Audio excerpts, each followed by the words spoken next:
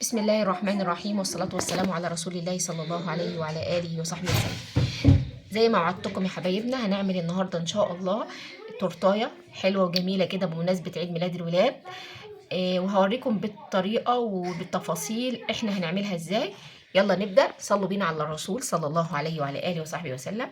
الأول الصينية بتاعتنا اللي هي دي مقاس 30 في 25، دي أكبر صينية عندنا في الطقم المستطيل. دي بتاخد كيلو إلا ربع دقيق بالظبط، دقيق سبونج طبعا، وبتاخد 9 بيضات، ده المقدار بتاعها. طيب بسم الله. أول حاجة هكسر البيض. بسم الله الرحمن الرحيم. ادي واحد،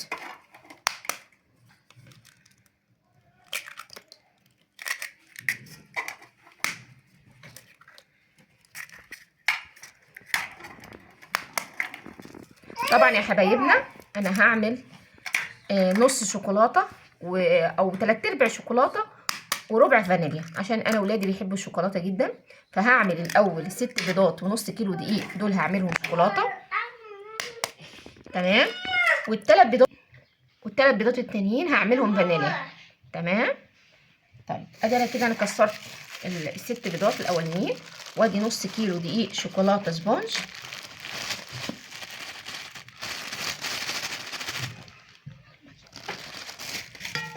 تمام، وادي ظرف فانيليا. يبقى 6 بيضات، نص كيلو شوكولاته سبونج، ظرف فانيليا، وبيبقى معايا ميه ساقعه متلجه تمام زي ما انتم شايفين كده. هحط منها بالظبط على الكميه دي نص الكوبايه بالظبط تمام زي ما انتم شايفين يا حبايبي. وابدا بقى بالمضرب بتاعي اضرب الخليط.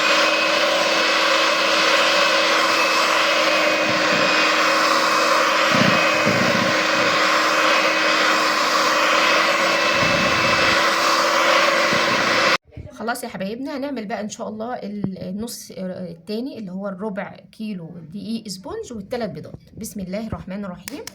ادي اهو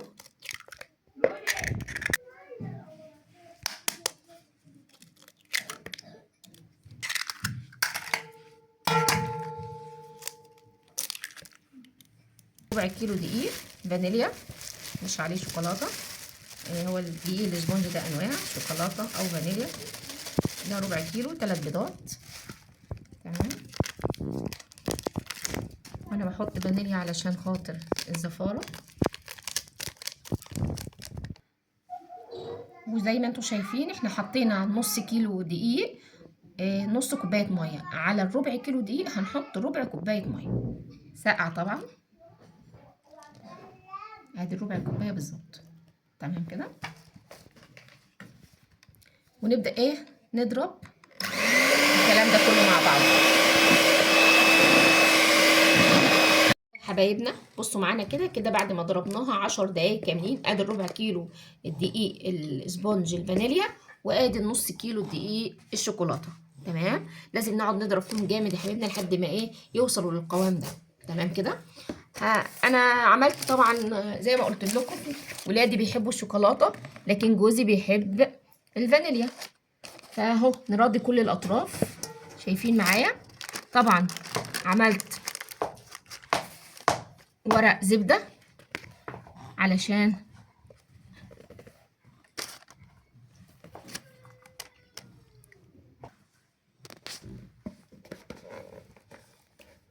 ادي النصين. طبعا هنسويها. هتقولوا ازاي تحط الاتنين على بعض؟ هقول لكم احنا كده الوش بيتشال تمام اهو.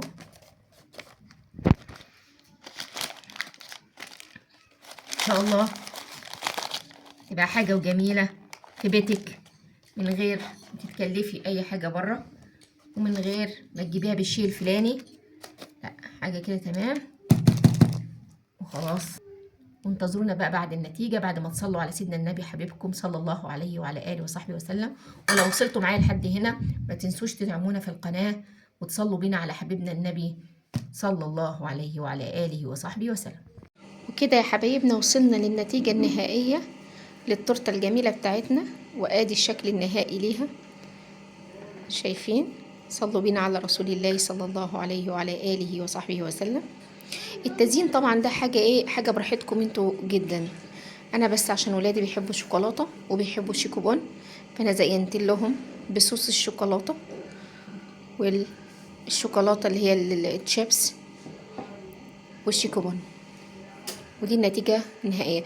طبعا الكيك الاسفنج بتاعي انا قطعته على 3 طبقات، وحشيت ما بين كل طبقه والتانيه صوص شوكولاته وايه كمان وكريمه شوكولاته.